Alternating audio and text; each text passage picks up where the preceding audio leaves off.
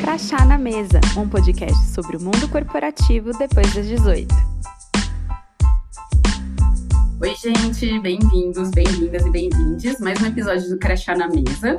Eu sou a Bea, não tô aqui sozinha, tô com minha super parceira, sócia e irmã. Oi, gente, bem-vindos, animado para mais esse episódio. A gente tá muito emocionada, né, as duas. Já queremos duas apresentar. Apresenta você, Bê. E hoje a gente tá com mais uma terceira pessoa aqui. Hoje a gente tem convidado especial. A gente tá com a Mayumi, quer dar um oizinho? Eu sou a terceira pessoa, pessoal, eu sou a Mayumi. Prazer estar aqui hoje.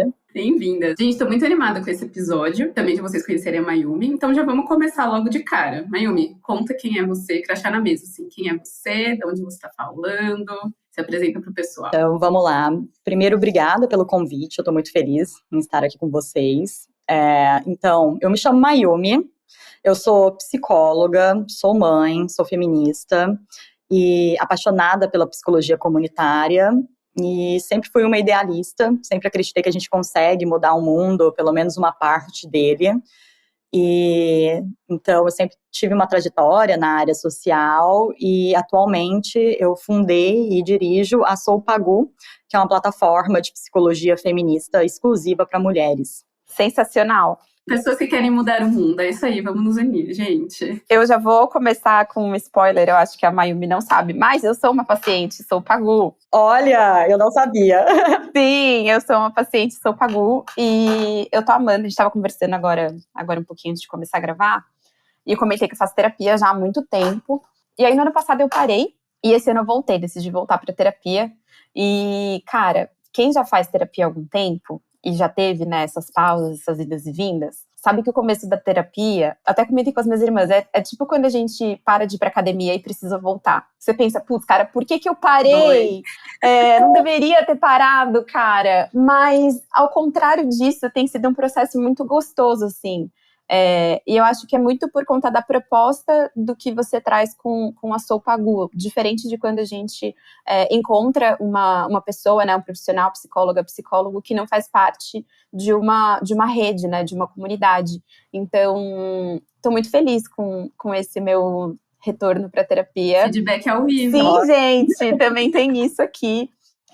E é muito legal, tem indicado para todo mundo. Então, já deixo aqui meu depoimento, meu testemunho enquanto paciente. Eu fico feliz em ouvir. A Pagu, ela tá bem esparramada, né?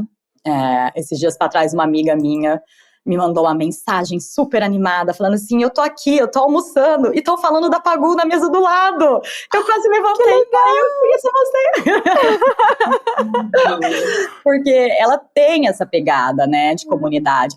Primeiro, quando a gente fala de psicologia, pelo menos quando eu montei a Pagu, né, a Pagu tem 4 anos, e a Pagu, ela começa o projeto Pagu em 2019, final de 2019. Toda vez que eu pensava em psicologia clínica, de psicologia, plataforma de psicologia, parece uma coisa tão higienizada, né, tão distante, me vinha assim aquela cor azul e branco, sabe?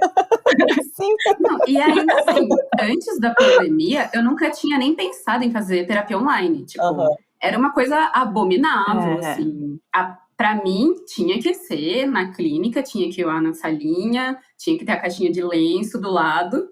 Todo aquele cenário, assim. Eu nunca tinha pensado em fazer terapia online. Não só pra você, né? Pra você, pro conselho de psicologia, pros psicólogos. Que foi uma luta também, né? Então, e hoje, assim, faz total sentido. Eu acho que a perspectiva que eu tinha antes era que um ambiente virtual não seria um ambiente seguro de acolhimento terapêutico. E, assim, mudei completamente. Eu faço terapia online, tipo, não vejo a mínima necessidade de ir pro consultório.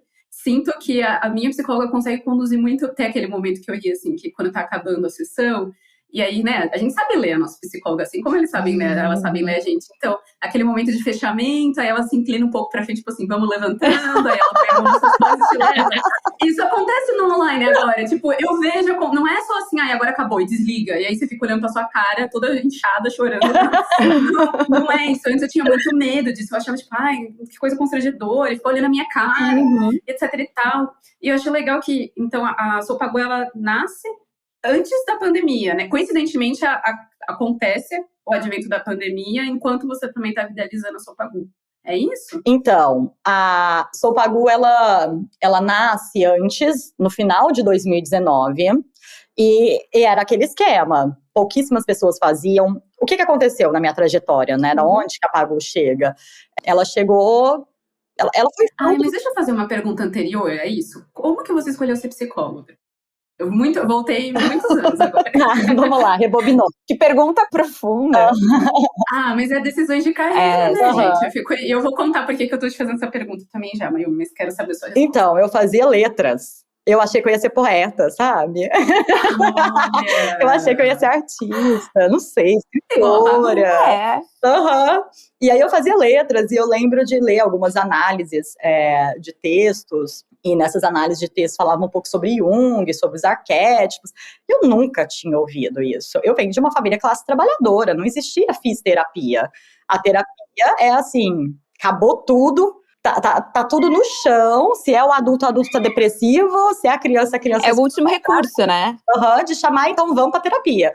Eu venho de uma família assim, então o que é psicologia? Nem sabia, era algo muito distante.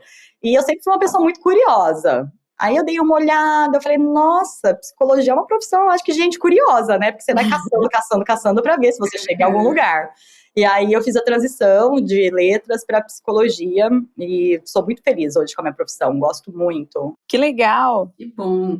E aí, né, por que eu tô curiosa para saber sobre isso? Porque a minha formação é em ciências sociais, né, eu sou socióloga, mas na época do vestibular eu queria muito ser médica. A minha ideia era ser ginecologista e obstetra, muito nessa perspectiva de mulheres apoiando mulheres, e eu quero ser uma liderança feminina, blá, blá, blá.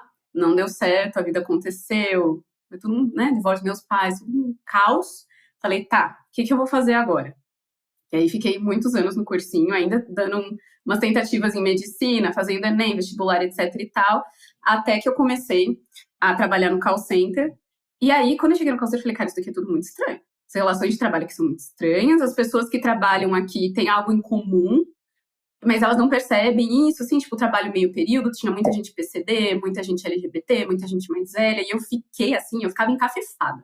E aí, conversando com o professor, a gente falou assim, cara, você já pensou em fazer sociologia? Eu acho que você vai encontrar essas respostas lá. Mas, na época, eu também prestei vestibular para psicologia. Porque eu também estava com essa inclinação, assim, talvez a área da saúde, aí seja, mas eu tinha um preconceito muito grande na época, que era o qual?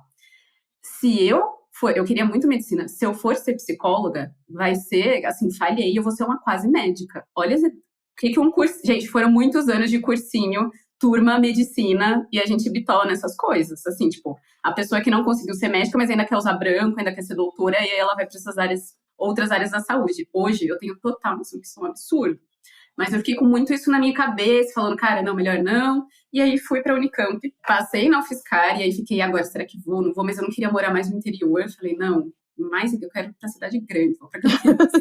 E aí acabei indo pra Unicamp e assim, me apaixonei completamente pelo curso. Amo ser socióloga, sou apaixonada pela área da educação, mas a psicologia ainda tá assim, ó, e no último ano. Falei, eu vou fazer uma segunda graduação. Nesse último ano agora, né?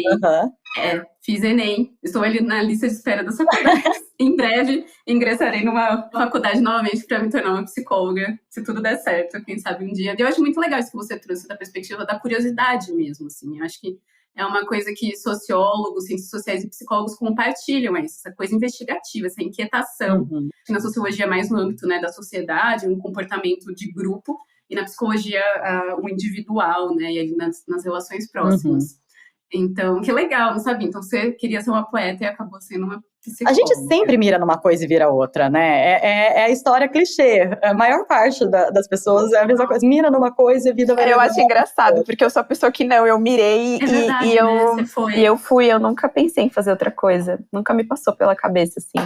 Mas aí, então, fiz esse recorte, voltei muitos anos, mas aí no final de 2019... Antes, né, de 2019, eu trabalhei durante a graduação, eu tive o prazer, assim, o privilégio de trabalhar na política pública de prevenção à criminalidade do estado de Minas Gerais. Uma política pública que ela é referência em segurança pública, então ela é muito bem amarrada, ela é muito bem feita em território, é um trabalho de território. E esses polos, eles ficam ainda, né, uma política que ainda existe, dentro dos territórios onde possui maior índice de homicídio. homicídio, maiores taxas de homicídios. Então eu trabalhei primeiro com mediação de conflitos e depois eu fui para o controle de homicídios, o programa de controle de homicídios. E quando eu me formei, eu virei analista social desse programa de controle de homicídios que trabalha com jovens, né, que estão nesses territórios, trabalhando a interrupção do ciclo de violência, como quebra, como diminui, né, ou como diminui ele, né.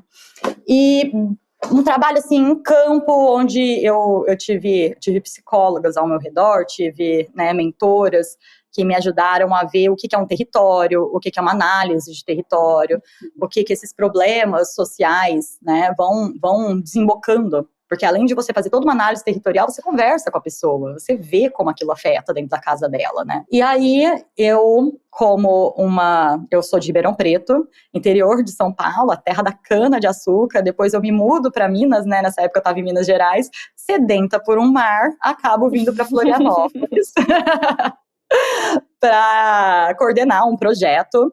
E era um projeto também nessa perspectiva de prevenção social à criminalidade. E nesse projeto eu atuei em 7 territórios diferentes. De novo, com homens envolvidos diretamente no narcotráfico. E que não estão, né, não foram ainda, né, não foram interrompidos, né, enfim. Trabalhando com homens e com uma masculinidade muito, muito estereotipada mesmo. Uma performance de masculinidade muito violenta. Eu fui olhando e pensando, cara, cadê o lugar dessas mulheres, né? Não tinha um lugar, não tem um lugar, não é que não tinha, não tem um lugar. Esse lugar, ele é um lugar muito complicado. E aí me veio uma inquietação e uma vontade também de sair um pouco do território, né?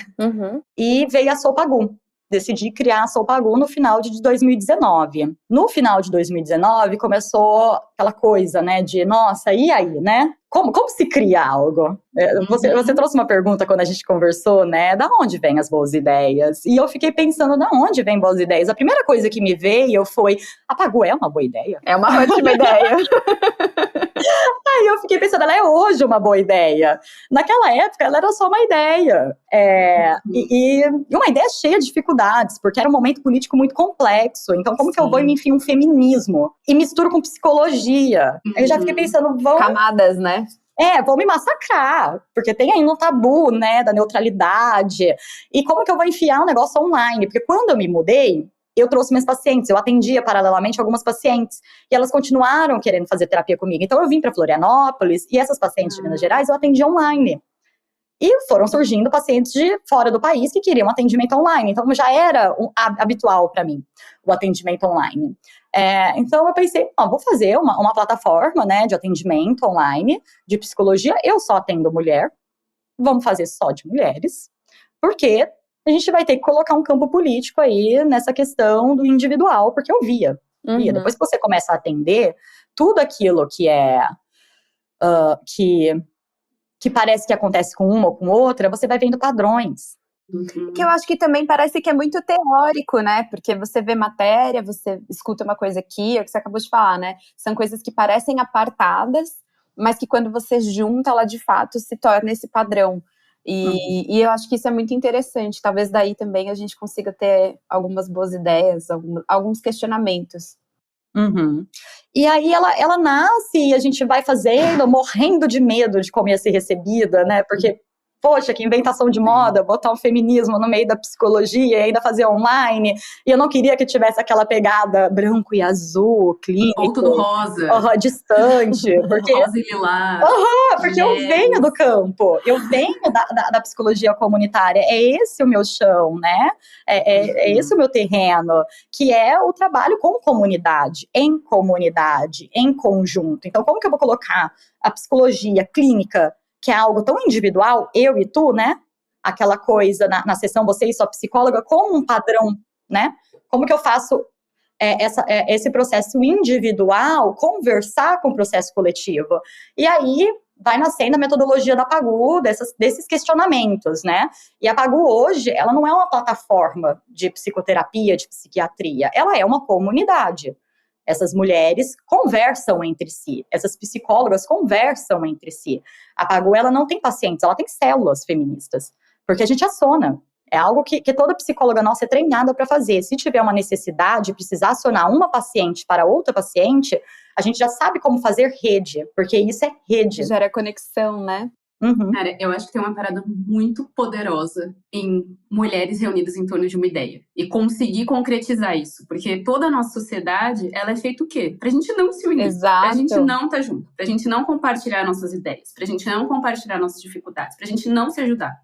É isso, essa é a forma. Se tudo acontecer naturalmente, é isso, é cada um no seu quadrado, são as inimigas. Conforme foi projetado, tapete, né? Apontando o dedo e etc e tal. E a gente conseguir romper isso e levantar uma ideia, se opondo a isso, e mais do que isso, levantar um negócio, isso é muito legal, assim, tipo, eu fico muito animada. Isso dentro da psicologia, né? Ainda mais quando a gente não quer ser vulnerável, a gente não quer ser fraca, a gente não quer mostrar nossas fragilidades num grupo de mulheres. Mesmo sabendo que quando o bicho pegar, o que a gente vai ter do nosso lado vai ser uma mulher. Mas a gente não é convidada a esse tipo de compartilhamento. Acho que a gente fala muito assim, o quanto a gente desencoraja homens também a compartilharem, etc e tal. Mas, gente, com mulheres não é muito diferente. Não é se você junta 5 mulheres numa sala e pronto, tá ali uma rede, uma comunidade ativa. Não é. Estão todas unidas e todo mundo se deu bem. Imagina, a gente precisa se desarmar de muita coisa. A gente precisa ter muita força de vontade, a gente precisa encontrar o nosso poder dentro da gente, conseguir conectar com o das outras mulheres. Então, eu acho isso muito legal, o fato de não ser apenas uma plataforma, mas também de ter essa ideia por trás de formar uma comunidade de profissionais e de pacientes também. Porque o trabalho da psicóloga, ele pode acabar sendo muito solitário, né? Ele é solitário. E eu acho que a Paguela dá muito certo porque a gente tem toda uma estrutura, né, que conversa muito bem com essa metodologia. Então, você está atendendo é um processo muito solitário. E tem uma coisa também, que essa solidão, ela vai pesando no seu processo. Você já não vai sabendo, você não vai tendo réguas, né, profissionais. Cara, e aí, como é que você faz aí do seu lado? Ai, como que você aplica isso? Gente, tem uma coisa que acontece na Pagu, que já aconteceu diversas vezes, e é da nossa prática, que é assim, eu tenho uma paciente que está passando por uma questão, né, a maternidade está pesado, é o discurso dela, é o que ela traz. As psicólogas conversam entre si. Eu também tenho. Vamos juntar todas elas para conversar? Então, e o convite, você fazer o convite para essa paciente estar em outro lugar buscando rede, parece uma coisa muito simples, mas para a psicologia, ela não é tão simples assim. E a gente não aprende isso na faculdade, a gente não aprende a fazer encaminhamentos, a gente não aprende a conectar rede.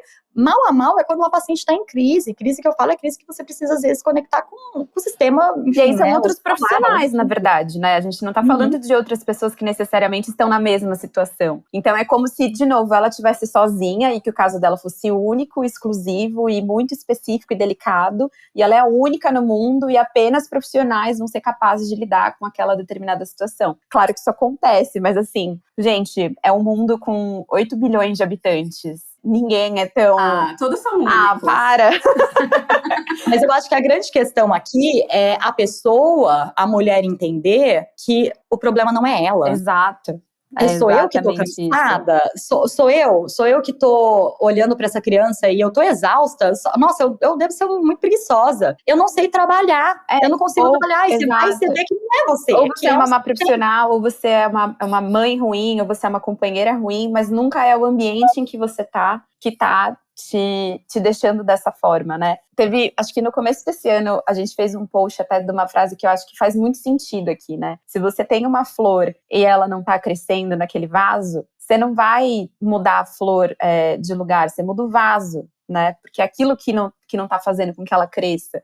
E eu acho que isso se aplica muito na nossa vida, né? Então, se você tá num lugar e aquele lugar não tá te proporcionando o que você espera, não é você que tem que mudar para se encaixar ali, né? Você precisa mudar o lugar onde você tá. É aquele lugar que não cabe mais para você, que ele ficou pequeno. E a gente passar a enxergar as nossas relações desse ponto de vista, eu acho que é uma virada de chave muito grande, né? E que, de novo, não fomos projetadas para tal, né? Porque não é interessante para o patriarcado que a gente pense dessa maneira e que a gente queira questionar como as relações de trabalho são construídas, como as nossas relações sociais são construídas. Não é um mundo que foi construído para mulheres, vamos começar por aí. Foi um mundo 100% projetado para homens.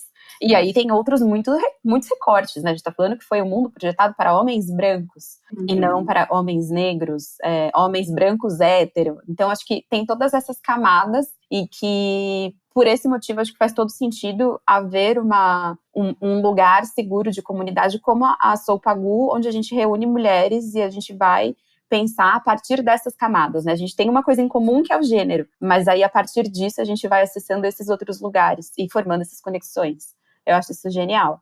Existem essas interseccionalidades, né, dentro da psicologia, e quando a gente coloca essas mulheres em conjunto, existe uma potência, se for bem direcionado. Eu acho que a grande questão de inovação, de tecnologia social que a Pagu traz como metodologia é isso, é conseguir dar um suporte e uma segurança para que a profissional consiga atuar dessa forma. Porque a gente não aprende isso dentro de uma universidade, a gente não aprende isso muitas vezes na continuação, né, das pós-graduações, das abordagens, de fazer essas redes. E elas possuem uma potência, quando bem feito, quando bem direcionado, muito grande. Então, na Pagu a gente já teve grupos de mães, grupos de professoras, que é uma profissão com alto índice de adoecimento, já tivemos grupos de mulheres que possuem questões com as mães delas, né? Então, são grupos do qual elas conseguem chegar e contar a real e se ver na outra. O tanto que é importante a gente se ver, porque é isso, quando a gente fala desse se mantém no privado, né? Que o privado é um bom lugar para o patriarcado existindo no público, essas mulheres, elas não conseguem se enxergar. E desse grupo, por exemplo, de mães, foi super interessante, porque o feedback que a gente teve foi, uma mãe divorciou, porque ela percebeu no discurso de uma outra mulher que ela também era uma mãe solo. Ela segurava esse casamento para não ser uma mulher solo, mas olha, tem uma outra mãe aqui que é mãe solo, e ela faz o mesmo que eu faço. Quem sou eu, né? Então vamos se olhar. O grupo de maternidade sempre teve bastante na Pagu. Legal. Teve várias edições, assim. E é potente, essa metodologia, ela se torna potente quando a gente fala de saúde mental. E o feminismo, ele é uma luta coletiva, né? Por mais que a gente esteja super engajada, não dá, a gente precisa se unir. Uma andorinha só não faz fazer verão. qualquer tipo de transformação social, né? E eu acho muito, eu comentei, né? Então, na sua visão e na visão hoje da Sopagu, o que seria a psicologia feminista? Eu acho que a psicologia feminista, ela consegue estreitar o privado do público, ela consegue estreitar o social, o político do individual, ela é essa visão crítica de que esse sujeito está em algum lugar, tanto homem quanto mulher, está em algum lugar, está dentro de padrões de gênero, está performando algo, e a sociedade pede essa performance, e é uma visão crítica, é fazer uma psicologia com uma visão crítica. Na realidade, quando a gente ouve assim, psicologia feminista, toda psicologia deveria ser feminista, é isso, né? Se a gente está falando de equidade, a gente tem que olhar por essa visão crítica, mas a psicologia feminista, eu acho que hoje, eu acho que no futuro não vai precisar mais a gente diferenciar isso, né? Mas hoje, ela é esse puxão, vem cá, vamos ver além, sabe? Às vezes não é depressão, às vezes é falta de pensão. Às vezes não é ansiedade, às vezes é um chefe que assedia, né? E às vezes não é culpa daquela mulher que dentro dela, ela fica visualizando questões e é muito insegura. Às vezes foi um caso de violência sexual na infância. Sim. Então, é ver todas essas violências contra a mulher, todo esse lugar que somos colocadas e como isso influencia na saúde mental. E saber lançar as estratégias do seu processo clínico com esse olhar. Nossa, impactadíssima, porque é isso, gente. É tão bom quando a gente se sente compreendida, né? Acho que faz toda a diferença. Gente, uma terapia ruim é tão horrível. Eu, infelizmente, já tive algumas experiências, assim, que eu tava até comentando esses dias, que ainda bem que na época eu tava bem, assim, pra conseguir olhar e falar assim, caraca, isso daqui não vai me levar pra lugar nenhum, essa pessoa não está preparada, assim, não. Eu fui assim, tipo, ainda uns 2 meses pra esperar, porque eu sei que, né, o começo é mais complicado, como a gente comentou. Até que eu falei, vou me retirar daqui, porque não vai dar certo, não. Eu ouvi algumas coisas que eu ficava assim, muito chocada, algum tipo de orientações e aconselhamentos que eu ficava assim, pelo amor de Deus, de onde tá vindo isso, assim? E é assim, uma pessoa que não tá, né, bem, enfim, ela tá procurando uma terapia, ela tem alguma questão ali que tá afligindo ela, de certa forma, pode ser muito ruim, muito prejudicial. Muito bom, eu acho que é isso, assim, né, não dá pra, aí voltando pra psicologia feminista, não dá pra deslocar o sujeito do lugar de onde ele está inserido, né? É isso, é conseguir olhar para a pessoa e ter essa compreensão, como você disse, crítica, do lugar que ela ocupa dentro da sociedade, como que isso afeta ela, né? Para mim não faz nem sentido não ser dessa forma. Qualquer tipo de análise descolada disso Eu acho que é mais uma violência, na verdade. E pensando aqui, eu levei um tempo até, eu fiz, né, já comentei que eu faço terapia há muito tempo, mas hoje eu consigo olhar para uma terapia que eu fiz lá no começo e que era muito descolada da minha realidade, assim. Dela real não consegui compreender o que eu estava dizendo, porque era algo tão além e distante da realidade da qual ela vinha, que no final a gente não falava a mesma língua, assim. Eu acho que por um tempo eu real tentei seguir, né, esses direcionamentos ou seguir as provocações que ela me trazia, de maneira que, de novo, eu acabava sentindo que o que eu estava fazendo não era o suficiente para lidar com determinada situação. E tem muito mais a ver com o repertório dessa pessoa que estava me atendendo do que necessariamente do que eu estava trazendo, né? Ou enfim, da minha capacidade de lidar com determinada situação. Então, eu acho que isso é muito importante, e nem só falando, né, da área da saúde, da psicologia, mas acho que para todas as pessoas, né? Eu me encontro hoje numa posição de liderança no lugar onde eu trabalho, e eu preciso ter esse cuidado com as pessoas que trabalham comigo, com as pessoas que respondem a mim, e entender que coisas que para mim não são uma questão, que eu falo, tipo, nossa, mas isso é tão simples de resolver, mas isso aqui poderia ter sido feito assim, ou poderia ter sido assado, mas eu preciso entender, né, e conhecer as pessoas que trabalham comigo para que eu possa fazer com que elas se desenvolvam dentro desse ambiente de trabalho, porque não é só isso, né, não é só você mandar, tipo, eu mando e fulano obedece. Acho que é aí que as coisas começaram a dar errado no mundo, né? Quando a gente parou de humanizar as outras pessoas e de refletir mesmo sobre o lugar que cada uma vem. Sim, na Pagu a gente tem bastante feedback de pacientes contando de experiências, né, anteriores, que é muito semelhante à sua, né, Bia? Poxa, não foi bacana, não senti um vínculo, e isso é interessante para a gente também ter um olhar com a profissional que atende a gente, né? Quem que é essa profissional? Como que ela está preparada para te atender, né? É uma profissão, para quem procura, é muito complexo. Você procura lá, você tá numa vulnerabilidade, ninguém vai pra terapia feliz. E se vem feliz também, é aquela pergunta. Já recebi paciente que chegou no primeiro dia e falou assim... um pouco mais. Ela pegou e falou assim, me falaram que eu preciso fazer terapia pra performar bem. E aí a gente fez algumas sessões, e é muito comum isso. E vem de um discurso produtivo, faça terapia. É como se fosse um checklist, assim, não é um checklist. Você tem que sentir. Eu estou com a terapia em dia. Então, assim, Isso não quer dizer significa nada. Não significa nada. Você tem que estar pronta, né, para mexer. Alguma coisa tem que estar lá, mexendo dentro de você. E essa profissional precisa estar bem capacitada para te atender. Dentro da Pagu, todas as profissionais, isso em contrato, é estabelecido que tem um encontro de estudos. A rotina de estudo da profissional da Pagu, ela é uma rotina apertada, porque semanalmente ela possui o tempo de supervisão com outra psicóloga, é uma supervisão diretamente da sua abordagem, e além dessa supervisão, semanalmente tem um grupo de estudo, que são em guarda-chuvas, de 3 áreas diferentes, que é o que a gente visualiza dentro da Pagu, que são pilares da nossa metodologia, que é feminismo, social e clínico. Então, elas escolhem os grupos de estudos nesses 3 pilares e semanalmente se encontram para estudar. E, além disso, há uma capacitação geral mensal de um tema que está em alta. Então, a gente já teve Valéria Meirelles, questão de dinheiro, aí são convidadas, né?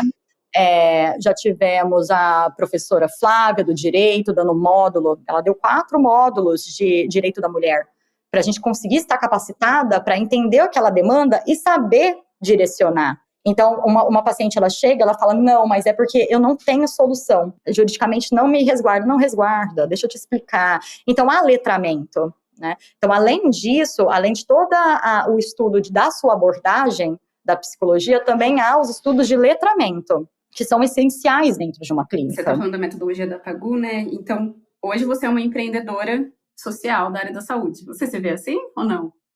Eu acho que eu lutei tanto contra esse nome, mas tanto, porque eu sou cria de política pública e de ONG. Você joga o empreendedorismo, a gente arrepia. Eu sei que Mas hoje eu me vejo como uma empreendedora. Demorou bastante para me ver assim. Eu acho que até tempos atrás eu ficava, eu sou uma analista social. Eu não deixo de ser, né? Eu não deixo de ser, mas realmente meu trabalho ele vai muito na questão da gestão, né? E hoje eu consegui aceitar e fazer as pazes com tantos estereótipos. São muitos estereótipos, ressignificar, que chegam né? desse nome, mas hoje eu me vejo. E aí pensa, a Pagu então já tem 4 anos. Como que você vê a Pagu daqui a uns anos? Qual que é seu sonho, assim, pra sua Pagu? Eu acho a Pagu, ela teve... É engraçado isso, né? Que mulher junta dá mulher junta dá um auê, né? Eu lancei a Pagu e assim, a gente foi investir em tráfego pago ano passado. A gente nunca tinha investido em marketing de tráfego pago, para vocês terem Era ideia. só indicação. Só indicação. E a gente cresceu muito. Agora que a gente tá entendendo como que mexe nisso, porque eu sou uma empreendedora. Então agora eu entendi. Exatamente. E aí, a gente sempre foi muito na indicação. A Pagu, ela tinha 3 meses, a gente já estava com 120 pacientes. Caramba! Na indicação. Caramba. Então, eu acho que a Pagu ela tem uma potência de crescimento enorme. A gente está calculando para esse fim de ano 1.200 pacientes ativas, né? Atualmente, nós estamos com 600. Já foram mais de 40 mil atendimentos, já passaram mais de 3 mil mulheres, nós estamos em 17 países além do Brasil, então tem uma rede aí, uma potência muito grande. E além disso, a gente está abrindo, né? A gente viu a necessidade de abrir outros braços da Pagu, que é a supervisão para as psicólogas, justamente para conseguir formar psicólogas que não sejam só da Pagu, para atuar da forma como a gente atua. Então tem a supervisão na clínica particular delas, né? E, além disso, a psiquiatria também, que foi outro produto lançado esse ano, que também a gente sempre teve muita dificuldade de navegar com a psiquiatria, então a gente fala, vamos enfiar uma psiquiatria aqui com a nossa metodologia, a gente tem psiquiatras assim que entendem e fazem a rotina de estudo como as psicólogas, então isso dá uma visão de mundo diferente, um trabalho assim multidisciplinar já, se tem uma questão com uma paciente, elas já conseguem ter uma comunicação mais ativa uma com a outra, então o resultado ele é maravilhoso.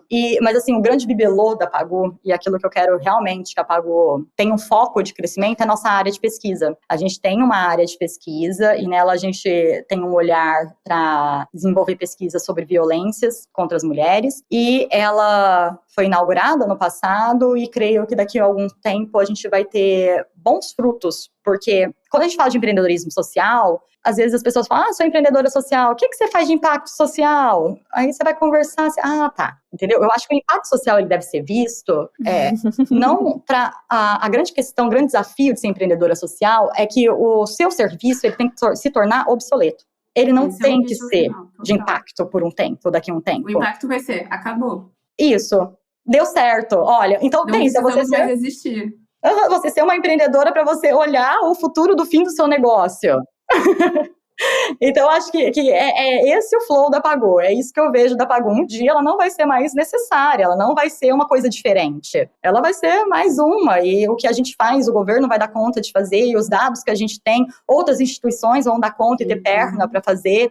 Então, eu vejo muito nesse lugar. Assim. É uma política pública. E implementar também, né? Porque eu acho que existe também muita informação, mas também não existe interesse, principalmente quando a gente está falando de lugares privados, de fazer essa implementação, porque daí rola aquela provocação de alguém vai ter que ceder o lugar aqui, alguém vai ter que dar o braço a torcer, e a gente está falando de um jogo de poder muito grande, que envolve muita grana, muito ego, e que para essas pessoas não é interessante. Então, não é interessante agora, mas eu acredito muito no potencial de lugares como a Sou Pagu, para que a gente faça uma provocação e isso seja o ponto de partida para toda e qualquer pessoa, sabe, negócio, tudo.